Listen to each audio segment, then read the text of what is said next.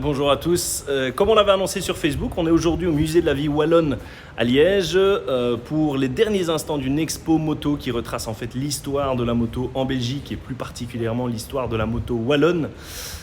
On vient de terminer l'expo, on va vous laisser juger de ces quelques images, mais franchement ça fait du bien de voir ce qu'on avait comme moto, comme création, comme marque malheureusement disparue, mais aussi ce qui reste encore de la moto en Belgique. On vous laisse en juger.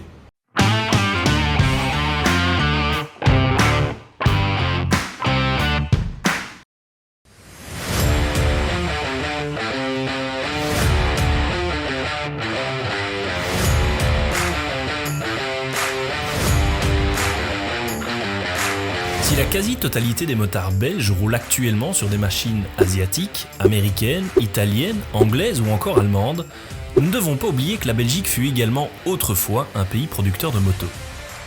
Bien que disparues aujourd'hui, 3 marques noires, jaunes, rouges, de surcroît wallonnes, résonnaient dans le monde entier. FN, Gilet et Sarolea. Tout cet été, le musée de la vie wallonne de Liège nous a gratifié d'une magnifique exposition sur la moto wallonne, mais également sur la culture custom qui connaît toujours aujourd'hui un franc succès dans notre pays, avec des réalisations à renommée mondiale. C'était donc l'occasion pour Tourisme et Moto de revenir sur ce passé industriel, peut-être disparu, mais qui a laissé place à un autre type de production, toujours actif actuellement. Si vous découvrez notre chaîne par le biais de cette vidéo, nous ne pouvons que vous inviter à vous y abonner pour ne rien rater de nos prochains reportages à moto. Par ailleurs, lâchez-vous dans les commentaires et dites-nous si vous connaissiez les motos belges avant d'avoir vu ces images. C'est dès le milieu du 19e siècle que la moto wallonne voit le jour avec l'invention du moteur à 2 temps par un Belge, Étienne Lenoir. Oui, vous êtes sans doute nombreux à avoir roulé sur une moto 2 temps. Eh bien, cocorico, l'invention vient de chez nous. Il faudra attendre le début du XXe siècle pour voir la production des premiers modèles de motocyclettes à proprement parler. Avec l'émergence de 2 sociétés actives dans les armes à feu, Sarolea et la Fabrique nationale, la FN.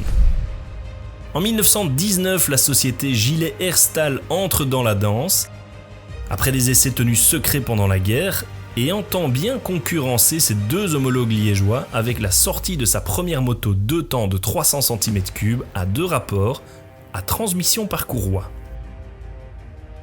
Les évolutions technologiques font passer les moteurs de 2 à 4 temps et augmentent la taille de ceux-ci ainsi que leur performance. Les motos wallonnes s'exportent pendant la première moitié du XXe siècle avec notamment les premiers raids à travers le monde, comme le voyage de Justine Thibessart. Cette jeune Arlonnaise de 22 ans reliera le Vietnam à la Belgique en 1931 avec une FN M70 de 350 cm3, parcourant ainsi 22 000 km entre l'Asie et l'Europe.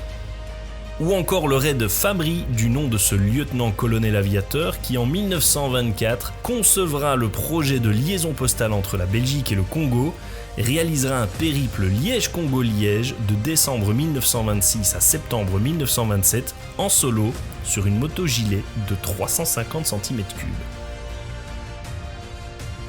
Parallèlement, les sports moteurs se développent également avec la création de la première route fermée et balisée lors du circuit des Ardennes en 1902. Une première mondiale. Le plus beau circuit du monde est quant à lui inauguré en 1921. Le motocross prendra, pour sa part, son essor plus tard, vers 1950. Mais c'est à partir des années 60 que la Belgique se placera au top mondial de la discipline avec des pilotes tels que Joël Robert, Gaston Raillet, André Malherbe, Georges Jobet ou plus récemment Joël Smets. Au-delà de l'invention du moteur 2 temps, la Belgique sera également pionnière dans la moto électrique. Car si c'est dans les années 90 que l'on commence de plus en plus à parler de véhicules urbains électriques, une marque belge réalisera un des premiers modèles les plus aboutis, et ce, dès 1941, le Socovel.